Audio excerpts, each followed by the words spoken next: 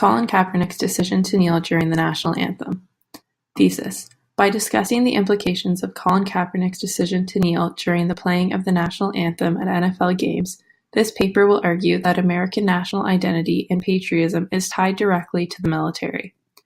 Sources that will be utilized include Mark Ferris's book entitled Star-Spangled Banner: The Unlikely Story of America's National Anthem, online news articles like Eric Reed's Why Colin Kaepernick and I Decided to Take a Knee, and Gregory Clay's Scholars Differ on Legality of New NFL National Anthem Policy. I am interested in this topic because by bringing attention to racial injustice and the unjust deaths of Black men, Kaepernick is using his platform as a professional athlete to prompt an international discussion on a topic that is often ignored because it makes people feel uncomfortable. While it is important to recognize that sports are inherently political and are a battleground where disputes over social issues are often waged, it is imperative that we remember that sports have unifying qualities and are predicated on the concept of equality, the belief that on the field we all equals, regardless of who we are, what we believe in, or where we come from. I am especially interested in this topic because I like to attempt to understand why Americans conflate their sense of national identity and patriotism with the military. The National Anthem, the Star-Spangled Banner. After America entered into World War I, Major League Baseball games often featured patriotic rituals, like bands playing patriotic songs to honor the soldiers who were fighting overseas. During the seventh inning of Game 1 of the 1918 World Series between the Chicago Cubs and the Boston Red Sox, the band played the Star-Spangled Banner for the first time. The players on the field faced the flagpole and stood at attention, while members of the crowd sang along and clapped. It was so well received that the song was played throughout the series. After the war, and after the song officially became the national anthem in 1931, the song continued to be played at significant baseball games. These games included opening day, national holidays, and World Series games. By the end of World War II, the pre-game singing of the national anthem had become permanent, and it then began to spread to other sports. Today, it is a tradition that has spread throughout the world that the national anthem be played before or after nearly every single sporting event. Who is Colin Kaepernick? He is a 31-year-old former American football player. In 2016, he became the face of a controversial protest where he began to sit during the playing of the national anthem before his NFL games. Over time, he began to kneel. He was protesting the racial injustice and police brutality that Black people face. He says that he is fighting for freedom, liberty, and justice for all, since right now it's not happening at all. In an interview with NFL media, he said that I'm not going to stand up to show pride in a flag for a country that oppresses Black people and people of color. To me, this is bigger than football, and it would be selfish on my part to look the other way. There are bodies in the street and people getting paid leave and getting away with murder.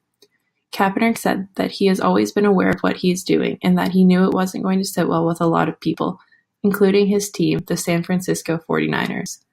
The men who have followed in Kaepernick's footsteps say they are not protesting the anthem itself. They are demonstrating during the anthem, and it is an important distinction to understand. Kaepernick is following a long line of athletes who have used their platform to protest, create change, and propel social progress forward. It is important to note that Kaepernick is far from the first athlete to protest during the anthem. For example, Jackie Robinson, who broke the color barrier in Major League Baseball in 1947, said in his autobiography that, "I cannot stand and sing the anthem. I cannot salute the flag. I know that I am a Black man in a white world." Patriotism and militarism. Kaepernick's protest has been criticized for disrespecting the country, the flag, and members of the military who have risked their lives for their nation's freedom. Kaepernick has said from the beginning he has nothing against the military, and he is not doing this to be anti-American. "I'm going to continue to stand with the people that are being oppressed," Kaepernick said to NFL.com. "To me, the oppression is something that has to change. When there's significant change and I feel that flag represents what it's supposed to represent, and the country is representing people the way it's supposed to, I'll stand." It is worth noting that many members of the armed forces have supported him because they believe that they risked their lives so that their country's citizens could speak and act freely.